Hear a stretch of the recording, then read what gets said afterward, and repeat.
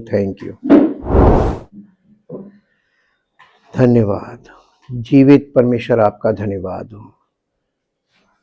आपने हमसे बहुत प्रेम किया है। आपने हमसे ऐसा प्रेम किया कि हमारी पतित अवस्था से हमें निकालने के लिए, हमें उससे छुड़ाने के लिए अपने इकलौते पुत्र प्रभु यीशु मसीह को हम सब के बदले में हमारे पापों को उसके ऊपर लाद कर सिद्ध बलिदान पूरा किया, ताकि उस पर विश्वास करके हम उद्धार पाएं और उस पतित स्वभाव से छूटकर आपकी महिमा से भरा जीवन जिए। हम सबके जीवन से वो महिमा प्रकट हो जिससे हमारे आसपास के लोग देखें और चकित हों और कहें कि ये जीवित परमेश्वर के लोग हैं, और सारी महिमा आपको मिले। धन्यवाद करते प्रभु, जो लोग उपस्थित हुए हैं और जो रास्ते में हैं, आ रहे हैं। हमें मालूम है प्रभु कि आपकी उपस्थिति में आने के लिए हर व्यक्ति को अपना प्रयास करना होता है, जूझ कर यहाँ पर पहुंचना होता है। यही तो विश्वास है, और हम धन्यवाद करते हैं उस महान प्रेम और उस अनुग्रह के लिए जो आप उन लोगों पर प्रकट करते हैं जिन्हें आप अपनी उपस्थिति में लाने के लिए प्रेरित करते हैं। वो आए और उद्धार की बातों में आपके द्वारा सामर्थ पाएं, अपने जीवन में लागू करके उद्धार पाएं और आपका नाम हर उस जीवन से महिमा पाए। सारी महिमा आपको देते इस प्रार्थना को प्रभु यीशु मसीह के पवित्र नाम से मांगते हैं, आमीन। सबको जय मसीह की। हम परमेश्वर का बहुत धन्यवाद करते हैं उसके उस प्रेम और उस अनुग्रह के लिए जो सब पर वो बनाए रखता है। आज हम परमेश्वर के वचन से एक बहुत इंपॉर्टेंट सब्जेक्ट पर आ रहे हैं। अभी तक आपने सुना होगा, अगर आपने सुना होगा जो प्रतिदिन मैसेज आ रहा है यूट्यूब पे, नहीं सुना तो जाकर सुनिए। और आप जब सुनना शुरू करेंगे तब आपको पता चलेगा कि आपका जीवन कैसा है और आपके जीवन में समस्या कहां है। समस्याओं से भरा हुआ है। आप किसी भी घर में झांकिए, आप किसी भी जीवन में झांकिए, वो व्यक्ति ऐसा समस्याओं से भरा हुआ है कि छूटना चाहता है लेकिन कदम बढ़ाना नहीं चाहता। वो चाहता है मुझे बैठे बैठे सब मिल जाए। तो आप प्रतिदिन घर से बाहर क्यों निकलते हैं काम करने के लिए? परमेश्वर ने आपको ऐसा काम दिया है कि अगर नहीं करोगे तो तुम ही झेलोगे, तुम्हारा परिवार झेलेगा, और करोगे तो कैसे कर रहे हो, कितनी मेहनत कर रहे हो, उसके हिसाब से तुम्हें प्रतिफल मिलेगा। हां के ना? आप जो कमाते हैं वो आपकी इच्छा है। आप अपनी इच्छा को पूरा करने के लिए जितना आपको काम करना है उतना काम आपको करना ही पड़ेगा, और अब नहीं करेंगे तो परेशान कौन होगा? आप और आपका परिवार। तो आप दुनिया के सामने रोना रोएंगे तो कोई सुनेगा? क्योंकि सब परेशान है। ऐसा कोई है ही नहीं कि जो पीड़ित ना हो। परमेश्वर के वचन में चलेंगे और परमेश्वर के वचन से अपने पतित स्वभाव में हमारे क्या प्रॉब्लम है इस पर हम आज थोड़ा सा ध्यान केंद्रित करेंगे। हमारा मन, अभी तक हम आपको यह बता रहे थे कि भीतरी मनुष्यत्व जिसे हम सोल कहते हैं, जिसे हम प्राण कहते हैं हिंदी में, प्राण में प्राण किसे कहते हैं? बाइबल के अनुसार हमारा लहू, जो हमारा ब्लड है, वो प्राण है। अब आप एक बात बताइए कि आपके अंदर जो प्राण है या आपका जो लहू है वो कहां से आपको मिला? आपका लहू आपको कहां से मिला? आपके शरीर में जो लहू है, जो प्राण है, वो आपको कहां से मिला? हमारे पूर्वजों से। बिल्कुल सही जवाब दिया। आपके पूर्वजों का लहू आपके शरीर में है और वो लहू प्राण है। लेकिन आपको मालूम है बाइबल प्राण को और थोड़ा खोलती है और वो बताती है कि हमारा मन, हमारी इच्छा और हमारी भावना हमारे लहू में है। काय में? और हमारा लहू हमारा स्वभाव है, पूर्वजों का स्वभाव। तो आपका जो पूर्वजों का स्वभाव है, आपके लहू आपके अंदर है, वो आपके पूर्वजों का स्वभाव है, और उस स्वभाव में पूर्वजों का मन, पूर्वजों की इच्छा और पूर्वजों की भावना भी है। यही आपका स्वभाव है। अब आप एक बात बताइए, मन, इच्छा, भावना को अलग नहीं किया जा सकता। ये एक है, ये एक है। जब बाइबल बात करती हृदय की, तो हृदय का मतलब होता है मन, इच्छा, भावना। क्या होता है? आपके मन, आपकी इच्छा, आपकी भावना, यानी आप इसको एक शब्द में कहें तो आपका स्वभाव। आपका स्वभाव आपके लहू में होकर आपके शरीर में बह रहा, और आपका लहू का जो मेन पार्ट है बॉडी में, वो है आपका हृदय। तो हृदय एक ऐसा अंग है, फिजिकली तो वो लहू को पूरी बॉडी में शुद्ध करके भेजता है, ऑक्सीजन लेता है और कार्बन डाइऑक्साइड निकालता है और उसको शुद्ध करके, ताकि जीवन का संचार हो। लेकिन हमारा लहू ऑक्सीजन से कितना शुद्ध हो रहा है इस पॉल्यूशन के जमाने में? बीमारियों का कारण क्या है? पहला कारण कि हम अशुद्ध वातावरण में हैं, अशुद्ध भोजन कर रहे हैं, अशुद्ध जल पी रहे हैं और अशुद्ध बातें सुन रहे हैं, अशुद्ध माहौल में है, और उसका असर स्पिरिचुअली आपके स्वभाव पर बहुत तीव्र गति में आपके ऊपर होता है, और आप बहुत जल्दी भ्रमित होते हैं, आप बहुत जल्दी आशंकित होते हैं, आप बहुत जल्दी डर से भर जाते हैं, आप बहुत जल्दी पीड़ित हो जाते हैं, आप बहुत जल्दी घबरा जाते हैं। ऐसा क्यों? मौसम देखकर लोग घबरा जाते हैं, आज तो कोहरा बहुत है, कोहरा बहुत है, अरे आज तो बारिश बहुत हो रही। लेकिन आपको एक बात बताएं, मनुष्य की एक प्रवृत्ति बताएं, उसी मौसम में अगर उसको शादी में जाना हो, कोई रुकावट नहीं, लेकिन अगर बच्चे को स्कूल जाना हो या किसी को जॉब पे जाना हो, मौसम खराब है। प्रवृत्ति देखिए आपने, कलीसिया में आना हो, मौसम खराब है ना? और घूमने जाना हो, मौसम कितना भी खराब, हम तो घूमने जा रहे हैं। ये आपका वो पतित स्वभाव है, आपका मन। आज हम मन के बारे में बात करेंगे, परमेश्वर ने क्या किया हमारे मन को लेकर। रोमियो की पत्री, उसका पहला अध्याय और उसका पहला अध्याय का सबसे पहले पढ़ेंगे 28 पद, 28 वर्ष, हिंदी इंग्लिश दोनों में निकालिएगा। जब उन्होंने परमेश्वर को पहचानना ना चाहा, तो परमेश्वर ने उन्हें उनके निकम्मे मन पे छोड़ दिया। अरे वाह, परमेश्वर बड़ा अच्छा काम करता है। मालूम है, ये हमारे और आपके लिए इतनी अच्छी शिक्षा है कि हमें किसी ने छोड़ दिया, और वो भी मालूम किसने? इस सृष्टि के स्वामी ने, हमारे रचयिता ने हमको छोड़ दिया। ये मालूम किसके लिए लिखा है? ये इजराइलियों के लिए लिखा है। जब उन्होंने परमेश्वर को जानना ना चाहा, तो परमेश्वर ने क्या किया? उन्हें छोड़ दिया। आपके बच्चे जब आपका हुक्म ना माने, छोड़ दो, करने दो उनको मन की। जब फंसेंगे ना, तब फिर आके कहेंगे, पश्चाताप करके तभी वो उसके पार जाएंगे, बिना पश्चाताप के पार नहीं लगेंगे। अब आपको पता चला कि आपके अंदर, आपके स्वभाव में क्या प्रॉब्लम आ रही है। आपको किसने छोड़ दिया? आप गॉडलेस हैं इन योर माइंड। आपके मन में ईश्वर नाम की कोई चीज नहीं है। दुख लग रहा है ना? आप प्रभु प्रभु करते हैं, ईश्वर ईश्वर करते हैं। आप किसको ईश्वर बोल रहे हैं? जिसको आप नहीं जानते। आप सिर्फ ईश्वर वर्ड बोल रहे हैं।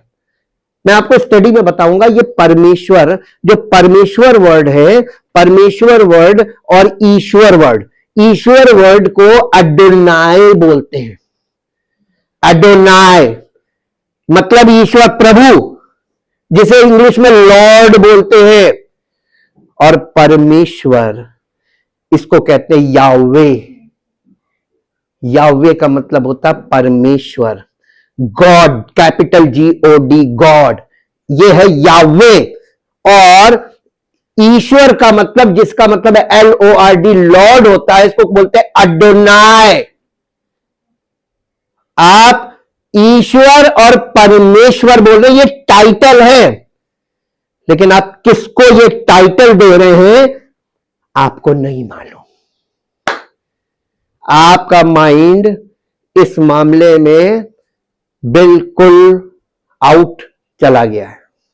आप ऐसी मानसिक अवस्था में हैं कि आप ईश्वर नाम का अनादर करते हैं। जब आप ईश्वर बोलते हैं और किसको आप ईश्वर बोल रहे हैं, यह क्वेश्चनेबल है, प्रश्न चिन्ह खड़ा करता है कि आप ईश्वर किसको कह रहे हैं। लोग आपको ईश्वर कहते हैं, लोग आकाश के तारागणों को ईश्वर कहते हैं, लोग सूर्य और चंद्रमा को ईश्वर कहते हैं। लेकिन क्या यह ईश्वर है कि ईश्वर की सृष्टि है? और आप सृष्टि को ईश्वर कह रहे हैं? क्या बुद्धि है आपकी? और आप इस युग में हैं जहां एजुकेटेड वर्ल्ड कहलाता है। जब उन्होंने परमेश्वर को जानना ना चाहा, आज के लोग कितना परमेश्वर को जानने की इच्छा रखते हैं? बताइए, आपके अंदर कितनी इच्छा है? नहीं, बिल्कुल नहीं, बिल्कुल नहीं। आप एक रूटीन में है। क्या संडे है, आज चर्च जाना है, आज स्टडी है, हम स्टडी में आए, लेकिन आप स्टडी में नहीं आए। अगर आप स्टडी में आते होते तो आपके मन में, विचार में, व्यवहार में, आपके चरित्र में परिवर्तन शुरू हो जाता। नहीं हो रहा है।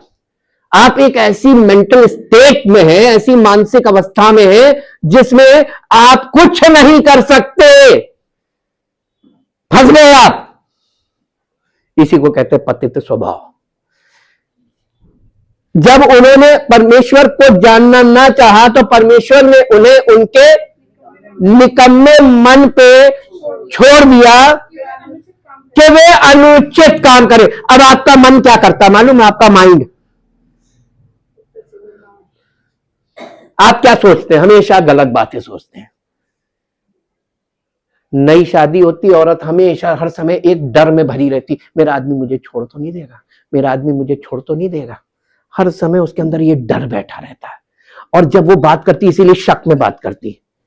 शक में, कहां गए थे तुम, इतनी देर से क्यों आए, तुम किसके साथ थे? ये शक कहां से आ रहा है? उस डर से। छोड़ तो नहीं देगा, छोड़ तो नहीं देगा।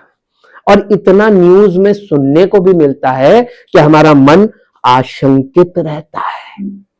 आजकल क्या है, आजकल जो आप सुन रहे हैं, देख रहे हैं, तो आपके अंदर वो शक गहराता जाता है। हाँ के ना? तो आप ईश्वर को नहीं जानते, उसने आपको छोड़ दिया है। You are godless in your mind. इस सच को आप कब समझेंगे कि हाँ ये है, मेरे साथ है?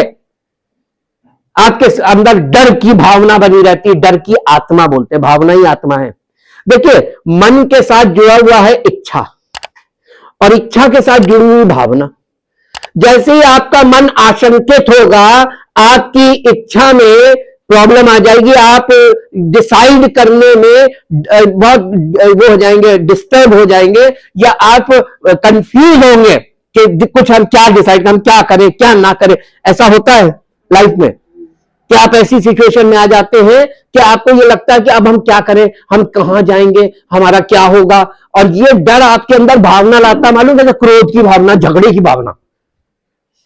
आपके अंदर झगड़े की आत्मा आ जाती है। वो भावना के मतलब आत्मा। और आप अपने हक की लड़ाई लड़ने लगते। लड़ किससे रहे? नहीं, जिससे आपका, जो आपका हक अदा करेगा उसी से आप झगड़ा कर रहे हैं। ये आपका माइंड उल्टा काम कैसे करने लगा?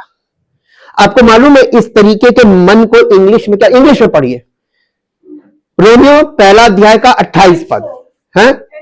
And so since they did not see fit to acknowledge God or approved of him or consider him wrath the knowing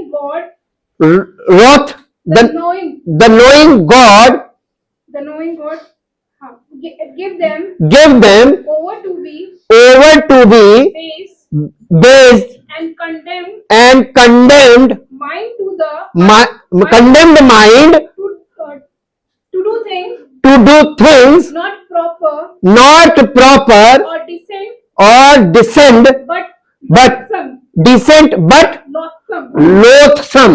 लोथसम का मतलब ऐसे गंदे काम करने लगेंगे। लोथ का मतलब होता है घृणित काम। आपको परमेश्वर जब छोड़ देता है लोगों को, तो लोग मालूम कैसे काम करने लगते हैं? घृणित काम। यहां पे ये जो डिबेस्ड माइंड बोलते हैं, इसको डिप्रेव्ड माइंड बोलते हैं, इसको बोलते हैं एप्रोबेट माइंड। इंग्लिश में एप्रोबेट माइंड। इसकी परिभाषा अगर आप देखेंगे तो आपके होश उड़ जाएंगे कि आज लोग किस मानसिक दशा में, उनका मन कैसा है। आज लोग प्रभु प्रभु कर रहे हैं। आपको लग रहा है कि अरे दुनिया में तो प्रभु अगर सबके जीवन में है, तो लोग इतने बुरे काम और इतने बुरे विचार आपस में एक दूसरे के लिए क्यों कर रहे हैं? झगड़े का फिर जड़ कहां है? किसी के जीवन में, किसी के मन में, किसी के विचार में परमेश्वर की कोई बात नहीं है। ये सब भ्रमित मन के लोग हैं, रेप्रोबेट माइंड, और घृणित काम करें। इसको भ्रष्ट मन कहा जाता है। परमेश्वर ने जब मनुष्य को छोड़ दिया, जा तुम्हारे मन में जो आए, तो वो उसका मन भ्रष्ट हो गया। मन को शुद्ध करने वाला कौन? तो परमेश्वर से आपका कोई संबंध नहीं, तो आप शुद्ध कहां से हैं? ना आपके विचार शुद्ध है, ना आपकी भावना शुद्ध है, ना आपकी इच्छा शुद्ध है। कोई चीज तो शुद्ध नहीं है। अशुद्ध मनुष्य। और अशुद्ध मनुष्य आज कर क्या रहा है? प्रभु प्रभु कर रहा है।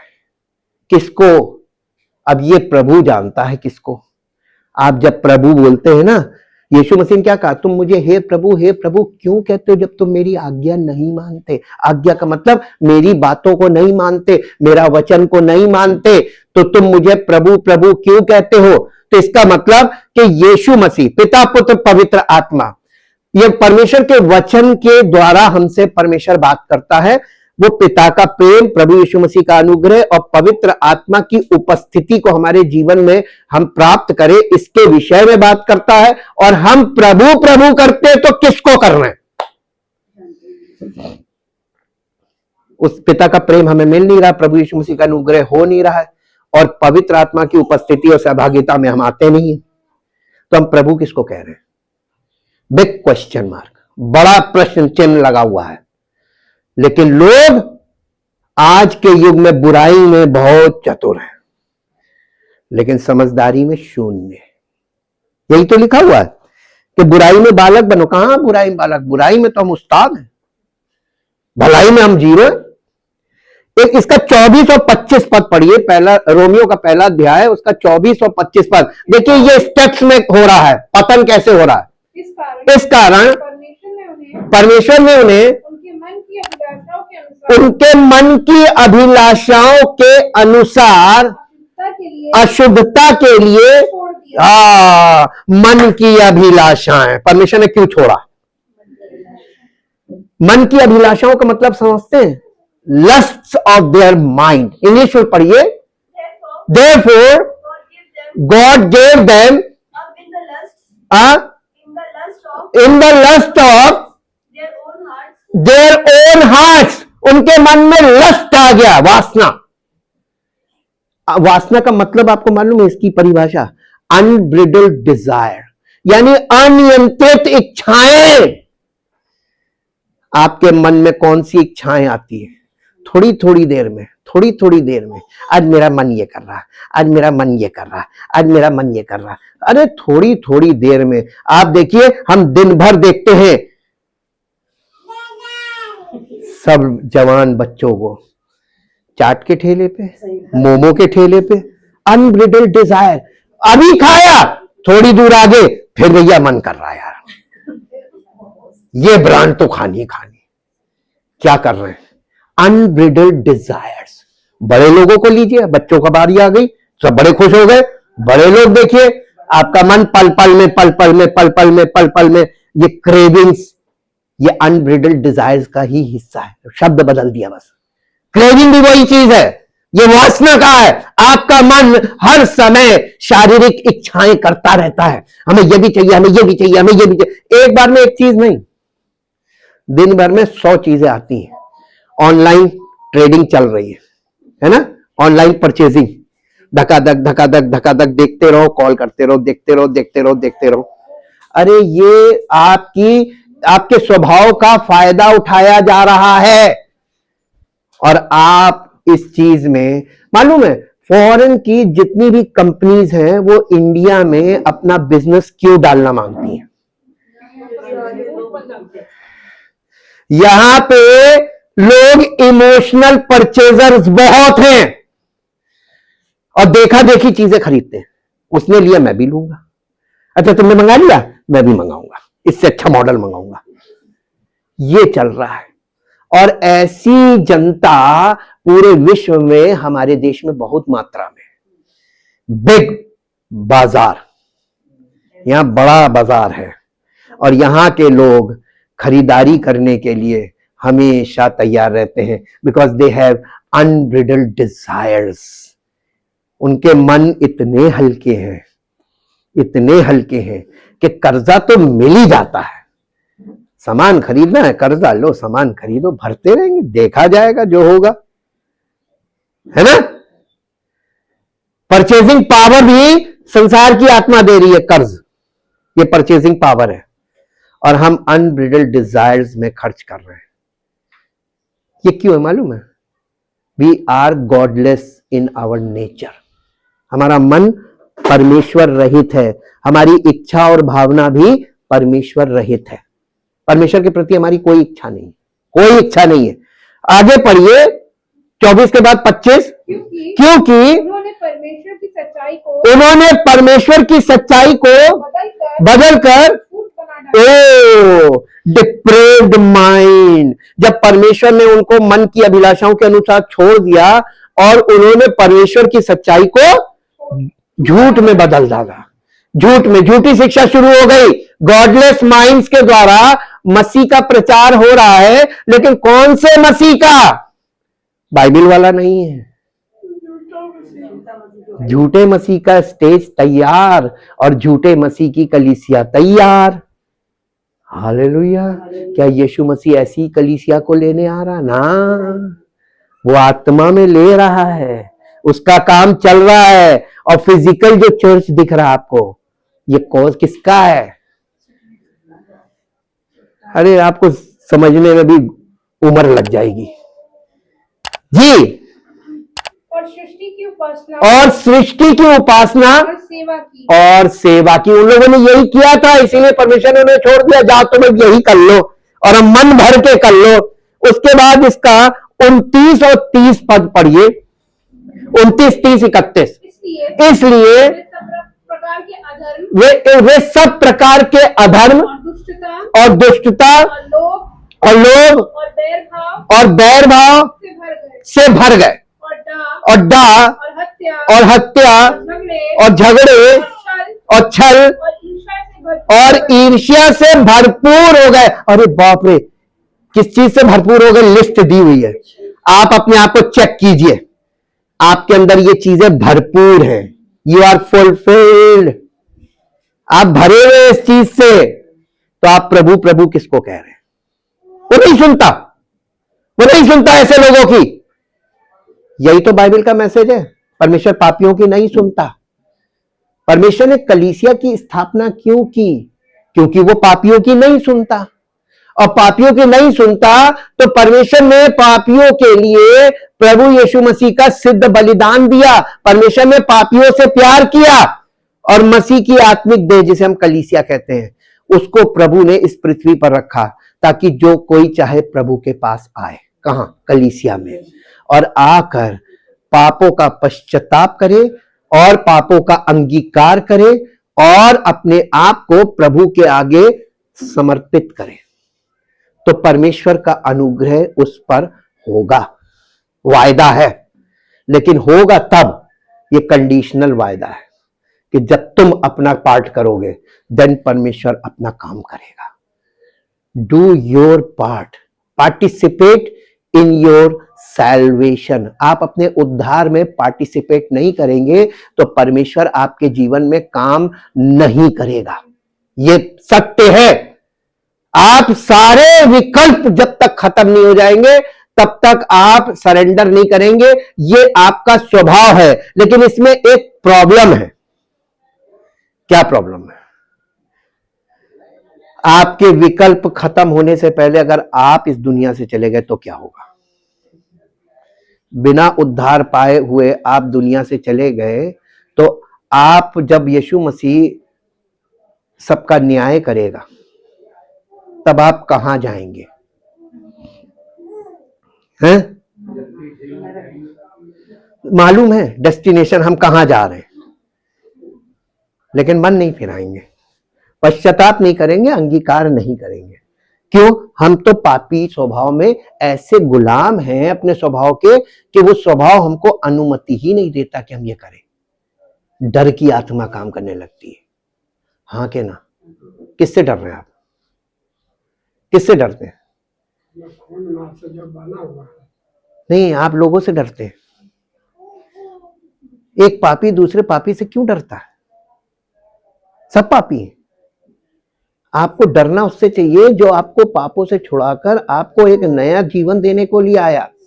आप उससे डर रहे हैं, उसका नाम लेने से डर रहे हैं, उसकी पहचान से डर रहे हैं, इसलिए आपके जीवन में काम नहीं हो रहा है और आप उस आपकी झील के लिए जीवन जी रहे हैं। आप मृत्यु के जीवन में हैं। फिर 30 पद,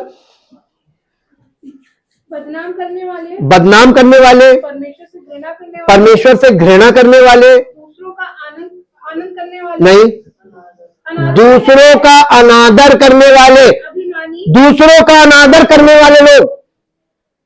आई एम द बेस्ट, तुम में ये कमी, तुम में ये कमी, तुम में ये कमी, ये आपके ये वो रेप्रोबेट माइंड है और ये आपका बेसिक नेचर है जो पूर्वजों से आ रहा है कि मुझसे अच्छा कोई नहीं।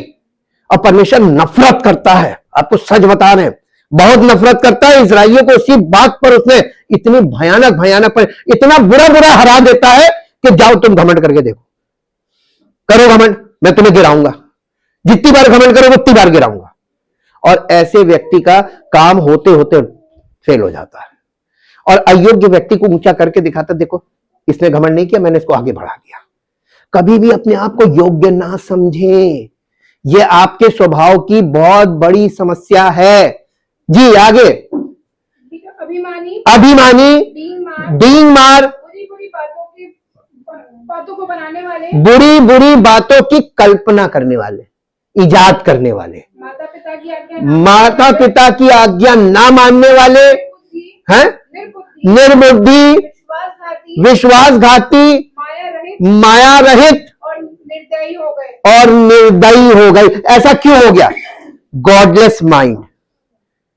परमेश्वर ने उनके मन पे छोड़ दिया, जब तुम्हारे मन में जो आए वो करो। और ये एक बहुत खतरनाक स्थिति आ गई। आज दुनिया में क्या हो रहा है? जब हम आपसे कह रहे थे गॉडलेस ह्यूमन सोसाइटी, आपको समझ में नहीं आया। अब आप अपने आप को देखिए, इसमें ये पिक्चर हमारी है, हम लोगों की है। इसके बाद 31 पद, वो तो परमेश्वर की ये विधि जानते हैं कि ऐसे ऐसे काम करने वाले मृत्यु के दंड के योग्य हैं।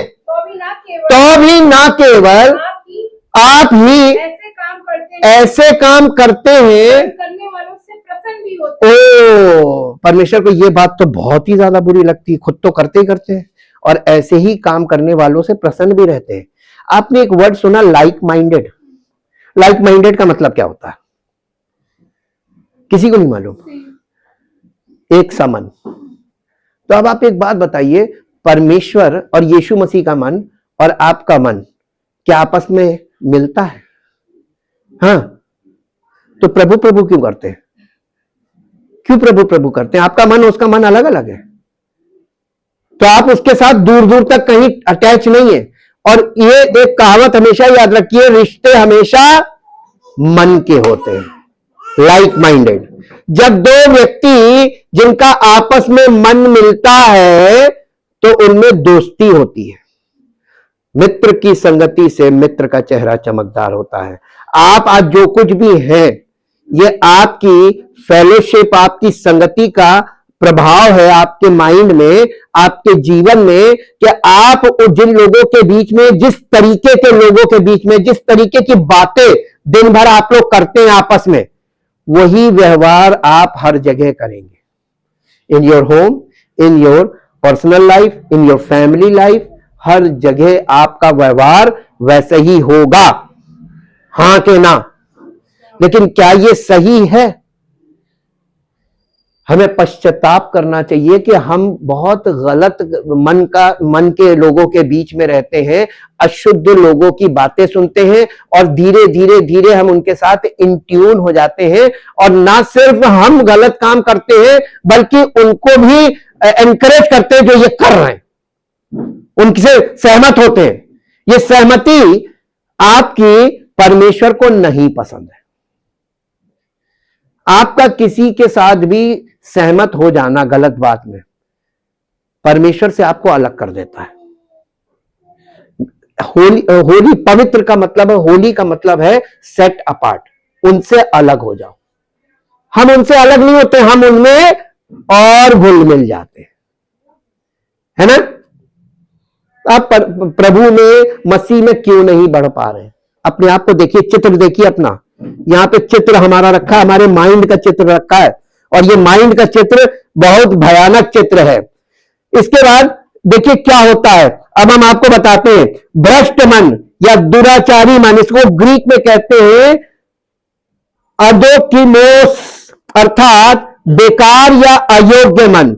उस अवस्था को दर्शाता है जिसमें व्यक्ति जानबूझकर और निरंतर ईश्वर और उसके सत्य को अस्वीकार करते हुए भ्रष्ट और पतित सोच में डूब जाता है।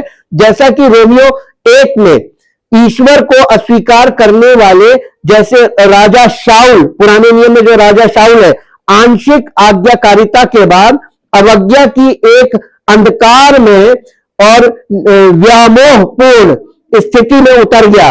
यन्नेस और यम्ब्रेस, दूसरा तिमोथियस 3 अध्याय का 8 पद पढ़िए। दूसरा तिमोथियस 3 अध्याय का 8 पद।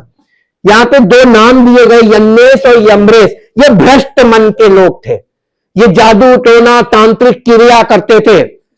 जैसे यन्नेस और यम्ब्रेस ने मूसा का विरोध किया था, वैसे ही झूठे शिक्षक, झूठे मसीही विश्वासी सत्य का विरोध करेंगे। वैसे ही करेंगे जैसे यन्नेस और यम्ब्रेस ने किया था। कैसे? भ्रष्ट मन। अगर आपका मन भ्रष्ट है तो आप ये बताइए, कौन से विज्ञान से आप इसे ठीक कर सकते हैं? कौन सी तंत्र क्रिया है जिससे आप इसे ठीक कर सकते हैं? कौन से ऐसी पूजा पद्धति है जिसके द्वारा इसे ठीक किया जा सकता है? ले, इंसान जो है वो ला इलाज हो गया। ये ला इलाज क्या बीमारी है? मेरे साथ एक पद निकालिए जो आपको मिलेगा, यर्मिया नबी की पुस्तक, उसका 17 अध्याय और उसका 9 पद। हिंदी इंग्लिश दोनों में निकालिएगा। यर्मिया 17 अध्याय और उसका 9 पद। The book of Jeremiah chapter 17 verse 9। जी, यर्मिया, मन तो सब वस्तुओं से अधिक धोखा देने वाला होता है, उसमें असाध्य रोग लगा। असाध्य रोग का मतलब क्या होता है? ला इलाज बीमारी।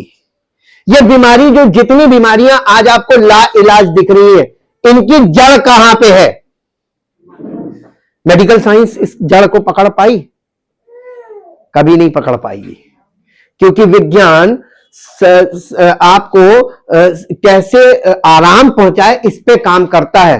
रूट कॉज को वो जानता नहीं, और जान भी लेता है तो उसमें कुछ कर नहीं सकता, तो वो आपको उससे रिलीफ देने का काम करता है। तो लोग क्यों दवाइयों पे ज्यादा भरोसा करते हैं बजाय इसके कि जो आपको जड़ से ठीक कर सकता उस पर विश्वास करने के।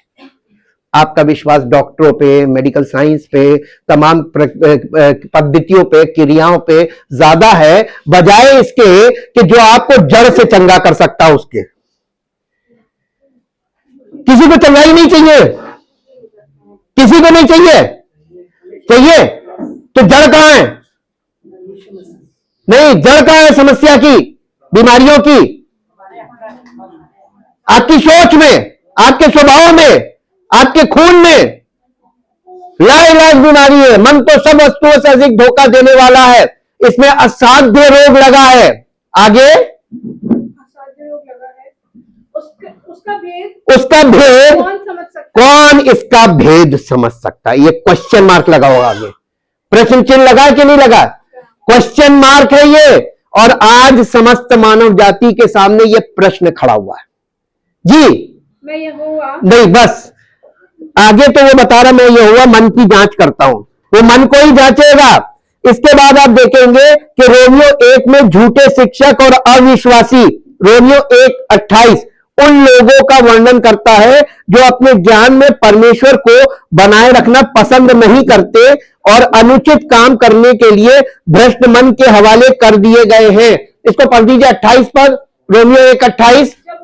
जब उन्होंने परमेश्वर को पहचानना ना चाहा तो परमेश्वर ने भी उन्हें उनके निकम्मे मन पे छोड़ दिया कि वे अनुचित काम करें। अब इसको इंग्लिश में पढ़िए 28 पर। And so since they did not see fit to acknowledge God or approved of him or consider him, wrath knowing, God gave them over to abased and condemned mind to do things not proper or decent but loathsome, यानी घृणित काम करने लगे। परमेश्वर ने उनको ऐसा कर दिया कि अब तुम हमें नहीं अगर जानते हो तो जाओ, तुम जितने भी काम करोगे सब घृणित काम। अब आप बताइए, आप प्रभु प्रभु करके भी घृणित काम करेंगे? आप अगर अपने आप को मसीही मानते तब भी आप घृणित काम करेंगे? वो सारे पाप जो बाहर के लोग कर रहे हैं वो सारे पाप कलीसिया के सब लोग करेंगे और कर रहे हैं। तो आप किस बात में लोगों से अलग है? परमेश्वर को महिमा नहीं मिल रही है, आप परमेश्वर की निंदा का जीवन जी रहे हैं और चाह रहे कि वो आप पर अनुग्रह बनाए रखे। पश्चाताप की जरूरत लग रही है। अब देखिए यहां पे तीतुस की पत्री 1:16 पद, ये जो जब परमेश्वर ने उन्हें उनके मन के हवाले कर दिया और भ्रष्ट मन के हवाले कर दिया तो इसका एक और इफेक्ट देखिए, ये लोग क्या करेंगे? ऐसे लोग नहीं, तीतुस पहला अध्याय उसका 15-16, हाँ, शुद्ध लोगों के लिए सब वस्तुएं शुद्ध हैं पर अशुद्ध और अविश्वासियों के लिए कुछ भी शुद्ध नहीं। जिसका मन अशुद्ध हो गया, जो मन भ्रष्ट हो गया, तो वह हर चीज, ये मेरे लिए नहीं ठीक है, ये हम नहीं खाएंगे, इससे हमें नुकसान होगा, ये चीज ऐसे नहीं, उनके लिए सब चीजें खतरनाक हो जाती है। मन अशुद्ध है ना, मन भ्रष्ट है, तो वो मन उनको भ्रमित करता है, ये नहीं ये नहीं ये नहीं ये नहीं। और जो शुद्ध लोग हैं उनके लिए सब चीजें शुद्ध है जी। वरन उनकी बुद्धि और विवेक बुद्धि और विवेक दोनों अशुद्ध हो गए जी। वे कहते हैं कि परमेश्वर को जानते हैं। हाँ, ये जो जितने इस मन के लोग हैं वे कहते हैं कि हम परमेश्वर को जानते हैं, वरन अपने कामों से लोग दोनों काम कर रहे हैं। मुंह से कहते हैं हम परमेश्वर को जानते हैं और अपने जीवन शैली से और अपने कार्यों से उसका इनकार कर रहे हैं। ये क्या कर रहे हैं? आजकल के मसीही क्या कर रहे हैं? यही कर रहे हैं ना। तो आप बाइबल में अगर नहीं देखेंगे तो आपको आपकी पिक्चर नहीं मिलेगी। आज लोग यही कर रहे हैं और ऐसा करके किसको धोखा दे रहे हैं? खुद को। ये आपका मन आपको क्यों धोखा दे रहा है? क्यों धोखा दे रहा है आपका मन? क्योंकि आपके अंदर वो स्वभाव काम कर रहा है, पतन का स्वभाव, और परमेश्वर ने आपको छोड़ दिया है। You are godless in your thinking, you have a reprobate mind.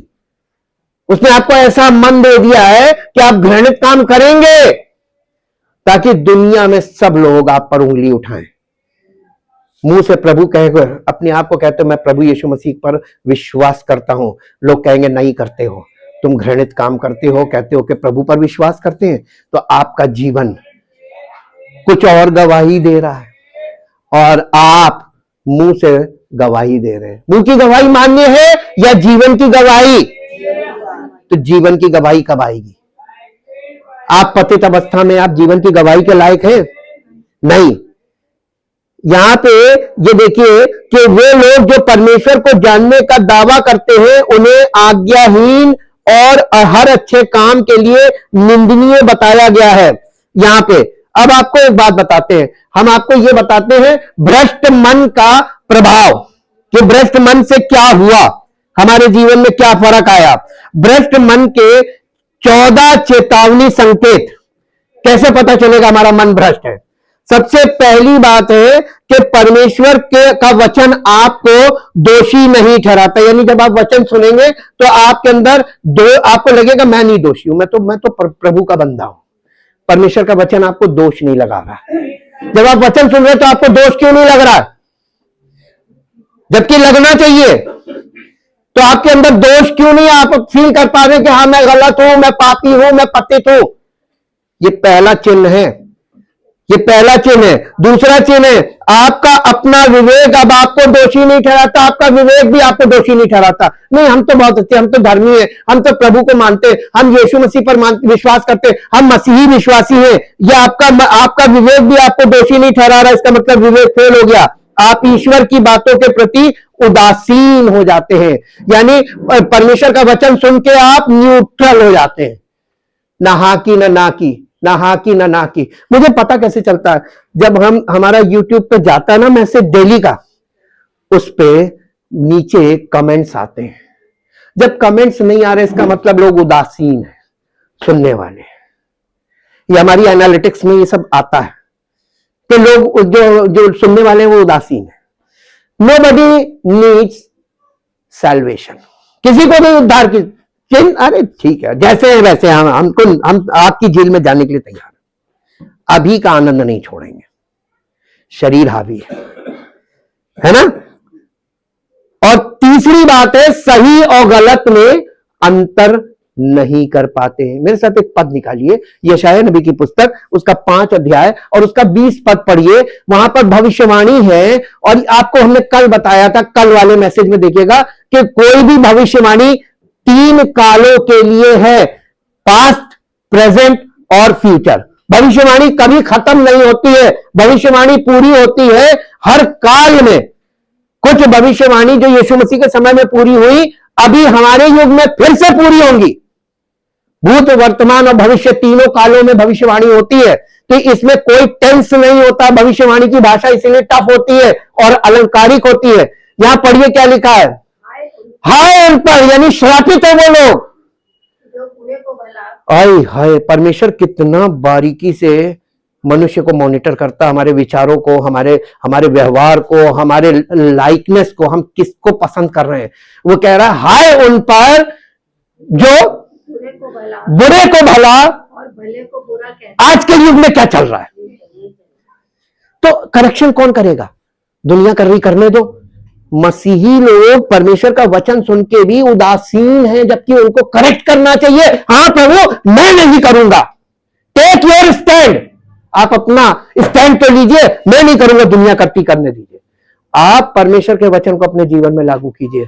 मैं गलत को गलत नहीं कहूंगा, मैं गलत को सही नहीं कहूंगा, सही को गलत नहीं कहूंगा, मैं गलत को गलत कहूंगा, सही को सही कहूंगा, गलत को कंडेम करूंगा। उल्हाना दो। लिखा है हर उस काम को जो परमेश्वर की इच्छा और परमेश्वर की पहचान के विरोध में किया जा रहा है उस पर उल्हाना दो, इफ्सियों में लिखा है। और ये ज्योति की संतान को करना, यानी सच्चे मसीहों का यही काम है। पोल खोल, आप विसल ब्लोअर बनो।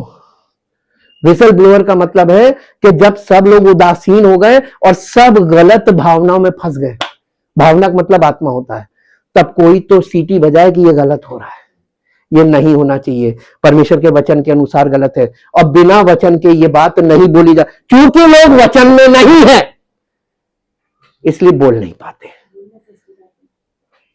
जब आपको कानून नहीं मालूम होगा तो क्या गलत क्या सही आप उस पर टिप्पणी कर ही नहीं पाएंगे, और करेंगे तो फंस जाएंगे, है ना। लोग क्यों डर रहे हैं? मसीह लोग क्यों डर रहे? क्योंकि वो वचन में बिल्कुल शून्य है, और ये बड़ी खराब बात है। चौथी बात है बुराई, यानी पापी जीवन को अच्छा और अच्छाई यानी पवित्र जीवन को बुरा कहने लगते हैं। आपने ईश्वर की वाणी को इतने लंबे समय तक अनसुना कर दिया है कि पवित्र आत्मा की वाणी आपके जीवन में मौन हो गई है। छठी बात, ईश्वर का वचन अब आपके जीवन में अंतिम अधिकार नहीं रखता, इसका महत्व आपके जीवन में कम हो गया है। आप वही करते हैं जो आपको सही लगता है, ना कि जो ईश्वर का वचन कहता है। सातवीं बात, झूठ को सच मानने लगते हैं और घोर धोखे में जीने लगते हैं। आठवीं बात, अपने व्यवहार के लिए बहाने बनाने लगते हैं। नवीं बात, ईश्वर को प्रसन्न करने की इच्छा अब नहीं रही, अब केवल वही करने का प्रयास करते हैं जो आपको प्रसन्न करे। सही सिद्धांतों का स्वाद चखते ही आपको मतली आने लगती है और आप सच्चाई को पचा नहीं पाते, इसलिए आप कहानियों को ज्यादा पसंद करते हैं। आप सुधरने को तैयार नहीं है। जो भी आपको परमेश्वर की बातों में आगे बढ़ने के लिए चुनौती देता है, आप उसे दुश्मन समझते हैं। आपको सिर्फ वही बातें सुनना पसंद है जो आपकी भावनाओं और शरीर को उत्तेजित करती है। आपने अपनी नजरों में खुद को सही मान लिया है, आप ठीक है। आप अपनी उन कमियों को नजरअंदाज कर रहे हैं जो परमेश्वर को नाराज करती है। आप पवित्र बाइबल के बजाय दूसरों की असफलताओं से अपनी तुलना करते हैं। भले ही आप अपने जीवन में इन संकेतों को देखते और पहचानते हो, फिर भी आपको परवाह नहीं। आपका जीवन के प्रति उदासीन रवैया और बदलाव लाने की कोई जल्दी नहीं है। पश्चाताप करें। ये मालूम है क्यों हुआ? ऐसा स्वभाव क्यों हो गया? अकॉर्डिंग टू द बाइबल, परमेश्वर ने रोमियो 1:28 फिर से पढ़े। ये क्यों हुआ? हम इसकी रूट पे जाते हैं। जब उन्होंने परमेश्वर को पहचानना ना चाहा। देखिए, हम यहां पर बीच में रोक रहे हैं और आपको एक बात बता रहे हैं। आपको लगता है कि आप परमेश्वर को जानते हैं। कितनों को लगता है कि आप परमेश्वर को जानते हैं? अरे अभी कन्वेंशनल चर्च होता तो ढेरों हाथ खड़े हो जाते कि हम जानते हैं, और मैं उनसे एक सवाल और करता, सारे हाथ नीचे हो जाते कि नहीं जानते। देखिए, दो चीजें होती हैं, किसी को जानना और किसी को पहचानना। आप प्रधानमंत्री को जानते हैं, लेकिन आप उनका नाम जानते हैं, और आपको यह जानकारी है कि वो प्रधानमंत्री हैं, लेकिन आप उनको पहचानते हैं। पहचानने का मतलब कि नो हिम वेरी वेल। आप उनको कितनी अच्छी तरीके से जानते हैं, उनके स्वभाव से कितना वाकिफ है। कोई नहीं। अरे इतने समय से शासन कर रहे हैं, आपको स्वभाव नहीं मालूम है? जो व्यक्ति बोलता पलट जाता और जो मन में आता बोल देता, बाद में उस पर सफाई पेश कर देता कि ये संदर्भ ये नहीं था, ये था। अरे पहचान इंसान, अगर आपका बच्चा आपके साथ बचपन से रह रहा है तो बच्चा आपको बहुत अच्छी तरीके से पहचानता है और आप बच्चे को बहुत अच्छी तरीके से पहचानते हैं। लेकिन क्या आप जिस कलीसिया में जाते हैं वहां के पास्टर को कितनी अच्छी तरीके से पहचानते हैं? Knowing and recognising. उन्होंने परमेश्वर को पहचानना ना चाहा, ये लिखा है। उन्होंने परमेश्वर को जानना ना चाहा, ये नहीं लिखा है। क्या लिखा है? आप किसको ईश्वर कह रहे हैं? और पहचानना नहीं चाहते, ये बहुत बड़ी गलती है। देखिए, पाप करना स्वाभाविक है, हमको मालूम, हम पाते थे, पापी है, हमसे हो जाएगा हमारे स्वभाव के कारण। लेकिन पाप करते रहना, ये गलत बात है। जब परमेश्वर आपको पाप के लिए वचन सुन रहे हैं और वचन से ये मालूम हो रहा है कि हमको पतित स्वभाव है और केवल एक ही सहारा है जो हमें इससे निकाल सकता है, और वो है प्रभु यीशु मसीह। और प्रभु यीशु मसीह है कौन? जीवित वचन है ना, और जीवन देने वाली आत्मा, दो रूप में है। जिसे हम पवित्र आत्मा कहते हैं, वो सत्य का आत्मा यानी जीवन का आत्मा। और सत्य क्या है? परमेश्वर का जीवित वचन। और जीवित वचन का मतलब होता है कि सुनने वाला वचन जो मुख से निकल रहा है, स्पोकन वर्ड, रेमा। आप जब कलीसिया में आते हैं तो आपको रिटन वर्ड नहीं दिया जा रहा है, आपको स्पोकन वर्ड दिया जा रहा है, रेमा दिया जा रहा है। और ये रेमा सुनने के बाद आप करेक्शन नहीं कर रहे हैं, पश्चाताप नहीं कर रहे हैं, पापों का अंगीकार नहीं कर रहे हैं, बल्कि उल्टा अंगीकार कर रहे हैं, हम तो धर्मी हैं, हम विश्वासी हैं। यूहन्ना ने इसीलिए लिखा कि यदि कोई कहता है कि मैं पाप, मेरे अंदर पाप नहीं है, मेरे स्वभाव में पाप नहीं है, तो वो झूठा है। क्या कहना चाहिए? मैं पापी हूं। और यदि कोई अपने पापों को मान ले तो प्रभु यीशु मसीह उसको सब पापों से शुद्ध करने में और उसे सब अधर्म से छुड़ाने के लिए विश्वास योग्य और धर्मी है। किसको छुड़ाने के लिए? पापी को। यीशु मसीह किसके लिए आया? लेकिन कोई मान ही नहीं रहा कि मैं पापी हूं और ना कोई पापों का अंगीकार। आज कलीसियाओं में देखिए सब धर्मी, यीशु मसीह धर्मियों के लिए आया ही नहीं। ये कौन सा यीशु मसीह है जो धर्मी है? सब लोग गलत अंगीकार कर रहे हैं। रेप्रोबेट माइंड, इसी को बोला गया डिबेस्ड माइंड भी बोलते हैं, इसको बोलते हैं डिप्रेव्ड माइंड, भ्रष्ट मन। और ये किसने किया? परमेश्वर ने छोड़ दिया। जब परमेश्वर को कोई पहचानना नहीं चाहता, परमेश्वर कहता है जाओ, अब तुम्हारे मन में जो तुम्हारा मन कहे वो करो, और तुम्हारा मन जो है वो गॉडलेस हो गया। अब तुम जो भी करोगे वो लोत्सम का मतलब घृणित काम करोगे, घृणित काम। ये मन के ऊपर है, और मन ही आपका जीवन, आपकी जीवन शैली आपके मन से चलती है। आप मेरे साथ एक पद निकालिए जो आपको मिलेगा, रोमियो की पत्री उसका 4 अध्याय उसका 17 पद पढ़िए। मैं पहले रोमियो की पत्री 2 अध्याय पहला दूसरा तीसरा पद पढ़ दीजिए। रोमियो 2 अध्याय, इफ्सियो सॉरी इफ्सियो की पत्री 2 अध्याय पहला दूसरा तीसरा पद। इफिसियो 2 अध्याय पहला दूसरा तीसरा पद। उसने तुम्हें भी दिलाया, ये हम लोगों के लिए नहीं है संबोधन, ये इफ्सियों की कलीसिया के लिए संबोधन है कि वो इफ्सियों के लोगों से कह रहा, उसने तुम्हें भी दिलाया जो अपने अपराधों और पापों के कारण मरे हुए थे, जिनमें तुम पहले इस संसार की रीति पर और आकाश के अधिकार के हाकिम अर्थात उस आत्मा के अनुसार चलते थे जो अब भी आज्ञा न मानने वालों में, यानी उस आत्मा में ये लोग चलते थे जिनमें आज हम लोग चल रहे हैं। अब बात बाइबल समझ में आ गई? आज हम जिस आत्मा में चल रहे हैं, संसार की आत्मा में, उसमें ये लोग चलते थे, इफ्सियों के लोग। आगे इनमें हम भी सबके सब पहले अपने शरीर की लालसाओं में दिन बिताते हैं, आज भी बिता रहे हैं, और शरीर और मन की इच्छाएं पूरी करते थे, ये लोग करते थे और हम लोग कर रहे हैं। और अन्य लोगों के समान स्वभाव ही से क्रोध की संतान। क्रोध की संतान का मतलब समझे आप? परमेश्वर के क्रोध में जीवन बिताना। और हम परमेश्वर के बच्चे नहीं, बल्कि परमेश्वर के क्रोध की संतान है, सन ऑफ परडिशन है। हम उसके क्रोध का जीवन, हम ऐसा जीवन जी रहे जिससे उसका क्रोध हमारे जीवन पे है। यही तो रोमियो 1 में कह रहा है कि परमेश्वर का क्रोध तो सब अभक्ति और अधर्म पर स्वर्ग से प्रकट होता है, जो परमेश्वर को, सत्य को अधर्म से दबाए रखते हैं। अधर्म का मतलब है भ्रष्ट कामों से दबा रहे हैं।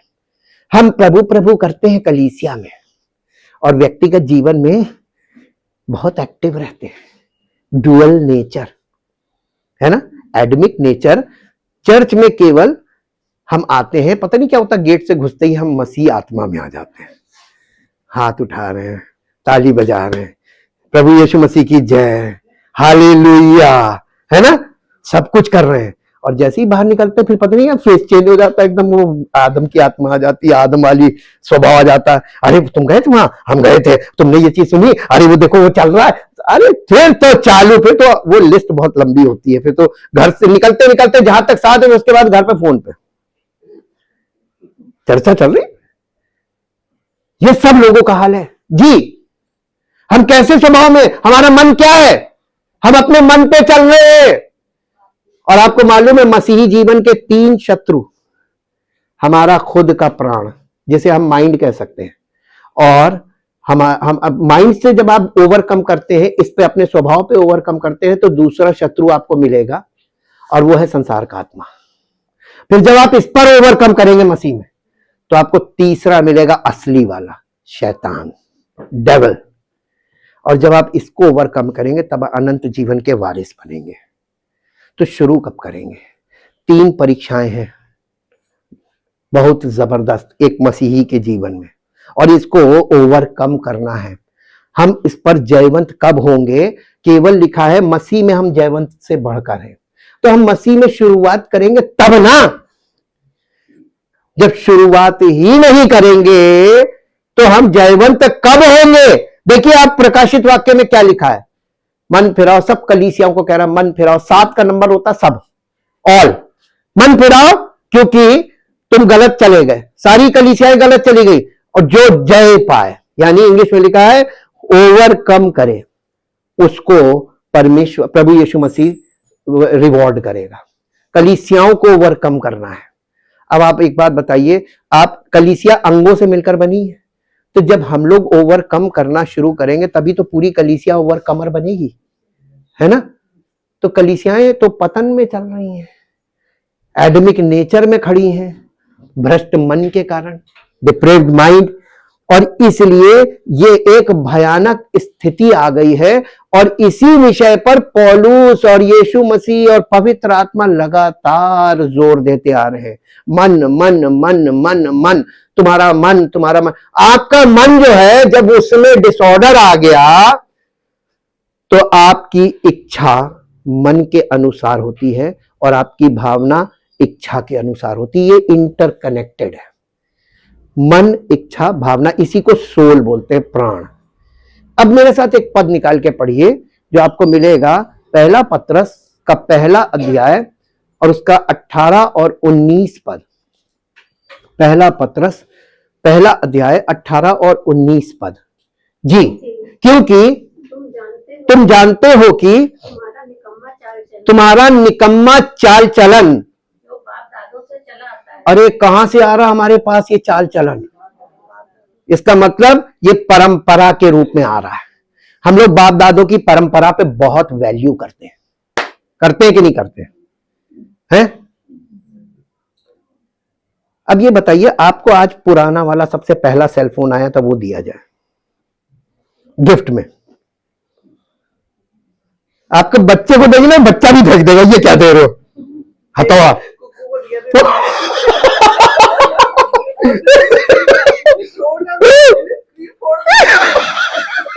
देखिए साबित हो गया ना, पुरानी ओल्ड फैशन चीज आप किसी को गिफ्ट में देंगे, वो तो पसंद नहीं करेगा, बच्चे को देगा वो भी नहीं, फेंक देगा। तो आप कैसे पुरानी चीजों को इतनी वैल्यू करते हैं, जबकि बाइबल लगातार ओल्ड चीज को कंडेम कर रही है। हम लोग परंपराओं को क्यों वैल्यू कर रहे हैं? क्योंकि हमारा स्वभाव परंपरागत है ना?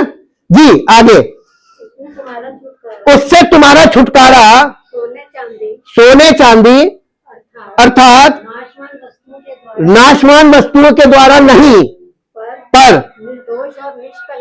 निर्दोष और निष्कलंक मेमने अर्थात मसीह के द्वारा, मसीह के बहुमूल्य लहू के द्वारा हुआ। उसका ज्ञान तो जगत की उत्पत्ति के पहले ही से जाना गया, पर अब इस अंतिम युग का मतलब बीसी काल के एंड में, अंतिम युग में तुम्हारे लिए प्रकट हुआ है। देखिए यीशु मसीह का लहू जो है वो हमें परंपरागत स्वभाव से और उस डीएनए से, जो लहू के द्वारा हमारे अंदर सारी बीमारियों को, वंशानुगत बीमारियों को, हेरिडिटरी डिजीजेस, क्रॉनिकल डिजीजेस बोलते हैं उसको। क्रॉनिकल्स का मतलब होता है कि जो एकदम शुरू से जनरेशन से होता हुआ आ रहा है। क्रॉनिकल्स का मतलब होता है इतिहास, हिस्ट्री, केस हिस्ट्री। आज जो भी व्यक्ति डॉक्टर के पास जाता है, डॉक्टर उससे फैमिली हिस्ट्री जरूर पूछता है। किसी को था हार्ट डिजीज, शुगर, है ना, और ब्लड प्रेशर, इस तरीके की जितनी स्किन डिजीजेस भी इसमें आती हैं, मेंटल डिजीजेस भी इसमें आती है। आपके फैमिली में किसी को थी, है ना?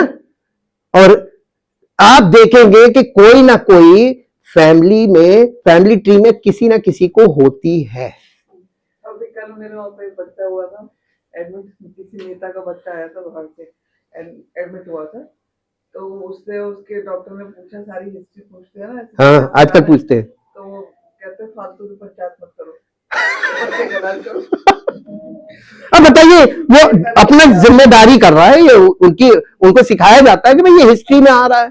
अब इसमें मेडिकल साइंस कर कुछ नहीं सकती, आपको रिलीफ पहुंचा सकती, वो भी के पेशेंट की सिचुएशन उसके स्टेटस पर डिपेंड करता है। बहुत ज्यादा इसमें प्लस माइनस नहीं हो सकता, लेकिन परमेश्वर हमें इससे छुटकारा देने का वायदा करता है। ये मसीह के लहू के द्वारा हमें पूर्ण चंगाई मिल सकती है किसी भी इलाज बीमारी से। ये बात यहां से प्रमाणित हो जाती है। चाहिए? है कोई ऐसी बीमारी, है कोई ऐसी लाइलाज बीमारी जिससे आप जूझ रहे हैं? मेडिकल साइंस फेल हो जाएगी, हम आपको पक्का बता रहे हैं। विश्वास करके तो देखिए, डर निकलना, पहले आपको डर, आप जब मसीह में होंगे तो आपको डर खत्म हो जाता है। ये पहला पहचान है उद्धार का कि आपको पापों की क्षमा